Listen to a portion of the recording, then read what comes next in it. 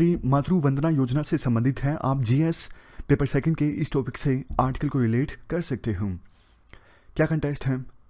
देखो, 1 जनवरी 2017 को प्रधानमंत्री मोदी ने एक स्कीम लॉन्च की थी, प्रधानमंत्री मातृ वंदना योजना। इस स्कीम के तहत जो एलिजिबल बेनिफिशरीज हैं ना, जैसे प्रेग्नेंट वुमेन या फिर दूध पिलाती मदर्स, उनको देखो 5,000 का कैश इंसेंटिव दिया जाता है 1 साल में 3 इंस्टॉलमेंट्स के तौर पर। जैसे देखो, कोई प्रेग्नेंट वुमेन है, वो जाती है चेकअप के लिए रेगुलर टाइम पर, तो पहली इंस्टॉलमेंट मिल जाएगी। बच्चे के जन्म के बाद जैसे अगली इंस्टॉलमेंट मिल जाएगी। बच्चे को टीका लगवाया जाता है तो नेक्स्ट इंस्टॉलमेंट मिल जाएगी।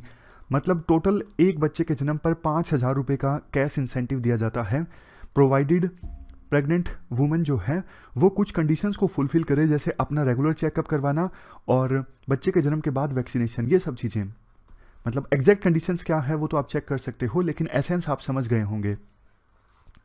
मकसद इस स्कीम को लॉन्च करने का ये था, एक तो सेफ डिलीवरी इंश्योर करवाना कि महिलाएं जो हैं वो इंस्टीट्यूशंस में जाकर ही, जैसे हॉस्पिटल्स, वहाँ पर ही बच्चे को जन्म दें।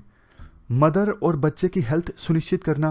अब इंस्टीट्यूशन में जाके डिलीवरी अगर होगी तो बेहतर ढंग से बच्चे और मदर की हेल्थ जो है वो इंश्योर की जा सकती है।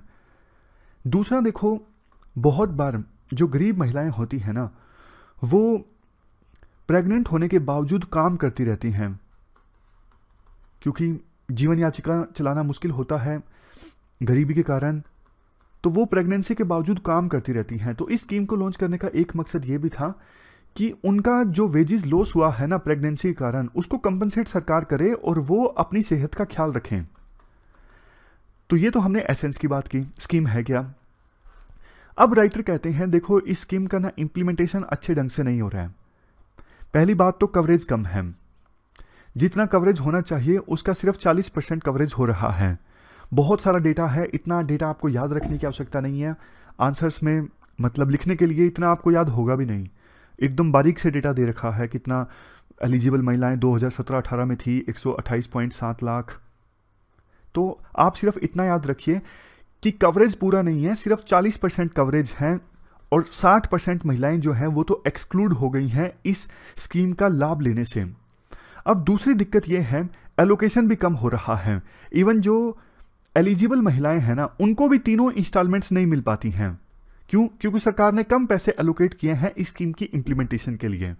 तीसरी दिक्कत ये है, एक अलग से स्कीम सरकार ने लॉन्च की, समर्थन, जिसके अंदर कई सारी स्कीम्स को मर्ज कर दिया। जैसे एक तो यही जिसकी हम बात कर रहे हैं, प्रधानमंत्री मातृ वंदना योजना।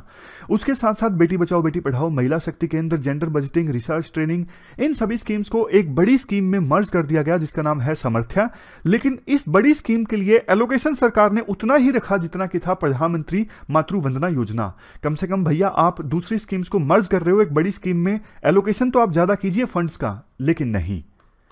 इसके बाद राइटर बोलते हैं, जबकि देखो स्टेट लेवल पे जब इस प्रकार की स्कीम्स है ना, उनका अच्छा इंप्लीमेंटेशन हो रहा है।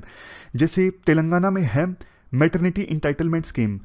इस स्कीम के अंतर्गत नाम जो प्रेग्नेंट वुमेन होती हैं उनको केसीआर किट दी जाती हैं। केसीआर किट में बहुत सारी चीजें होती हैं, जैसे baby oil, soaps, mosquito nets, dresses. और doctor Muthulakshmi Reddy maternity benefit scheme, इस स्कीम में कवरेज भी ज़्यादा है जो तेलंगाना में है, और मैटरनिटी बेनिफिट भी ज़्यादा है, यानी पैसे भी ज़्यादा मिलते हैं और कवरेज भी ज़्यादा है, ज़्यादा महिलाएं को लाभ मिलता है इस स्कीम का। उड़ीसा की अलग से स्कीम है ममता स्कीम। इस स्कीम में ना 2 चाइल्ड बर्थ पर स्कीम का लाभ ले सकती हैं महिलाएं, जबकि सेंट्रल गवर्नमेंट की जो स्कीम है ना, उसमें सिर्फ पहले बच्चे के जन्म पे स्कीम का लाभ ले सकती हैं महिलाएं। तो स्टेट लेवल पे जो स्कीम्स इंप्लीमेंट हो रही हैं ना, ज़्यादा बेहतर ढंग से इंप्लीमेंट हो रही हैं, उनका कवरेज भी ज़्यादा है, बढ़ोतरी है बेनिफिशरीज में। जैसे सेंट्रल गवर्नमेंट की जो स्कीम है उसमें बेनिफिशरीज की संख्या ड्रॉप हुई है 52%, जबकि उड़ीसा में जो स्कीम है उसमें बेनिफिशरीज की जो संख्या है 57% इंक्रीज हुई है। तो लास्ट में अब राइटर के द्वारा बोला जाता है, आप सुधार कीजिए। सुधार कैसे कीजिए? सबसे पहले तो आपकी जो ये स्कीम है ना, पहले बच्चे जन्म के बजाय 2 बच्चों के जन्म तक लागू होनी चाहिए, यानी दूसरे बच्चे पे भी महिलाएं इस स्कीम का लाभ उठा सकें, ऐसा प्रोविजन आप कीजिए। दूसरा, पैसे ज़्यादा दीजिए। देखो, मैटरनिटी बेनिफिट एक्ट 1967 के तहत महिलाओं को ना मदर बनने पर कितने हफ्तों की छुट्टी मिलती है? 12 हफ्तों की मैटरनिटी लीव मिलती है। तो 12 हफ्तों का आप वेज कंपनसेशन कीजिए ना। 12 हफ्तों का वेज कंपनसेशन कितना होगा? 15,000 होगा। इसके बाद लास्ट में आर्टिकल में यह भी बोला जाता है, जो भी देखो इम्प्लीमेंटेशन गैप्स हैं उनको आप पूरा कीजिए, और इसके साथ साथ ज़्यादा से ज़्यादा अवेयरनेस भी फैलाइए कि ताकि ज़्यादा से ज़्यादा महिलाएं जो हैं वो इस स्कीम का लाभ ले सकें। अभी ना इम्प्लीमेंटेशन में इसलिए भी दिक्कत आती है, जो अथॉरिटीज़ है ना काफ़ी सारे डॉक्यूमेंट्स मांग लेती हैं। जैसे आप mother and child protection card लेके आइए, हस्बैंड का आधार कार्ड लेके आइए, बैंक पासबुक, रजिस्ट्रेशन, पता नहीं क्या क्या, मतलब बहुत सारे डॉक्यूमेंट्स मांग लिए जाते हैं। तो महिलाएं को दिक्कत होती है स्कीम का लाभ लेने से। तो आप इम्प्लीमेंटेशन बिल्कुल आसान कर दीजिए इस स्कीम का, ताकि ज़्यादा से ज़्यादा जो प्रेग्नेंट वुमेन है ना वो इस स्कीम का लाभ ले सकें। तो ये पूरा आर्टिकल हमने डिस्कस किया, चलते हैं आगे।